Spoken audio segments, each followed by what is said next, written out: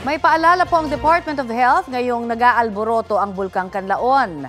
Iwasan daw munang lumabas ng bahay lalo't kung hindi kailangan. Alamin ang sitwasyon sa kalsada at ihanda na rin ang emergency bag na may laman ng supply ng pagkain, tubig, damit, first aid at gamot.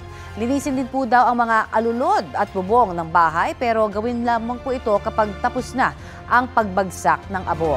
Dapat din daw makinig sa payo ng mga lokal na awtoridad para sa susunod na gagawin. Agad na lumikas kung ito man ay iutos na. Protektahan ang sarili mula po sa ashfall at isara din yung mga pinto at bintana ng inyong bahay. Ugaliing magsuot ng face mask o gumamit ng basang tela para takpan ang ilong at bibig. Protektahan din po yung mga mata mula naman sa mga abo at alikabok na ibinubuga ng bulkan. Kung naka-contact lens, tanggalin muna po ito at magsuot na lamang ng salamin. Maaari rin pong magsuot ng safety goggles. Huwag kusutin ang mata para hindi mairita. Hugasan ang mga sangkap sa pagluluto. Tiyaking nakabalot ang pagkain at ingatang huwag madumihan ang inuming tubig.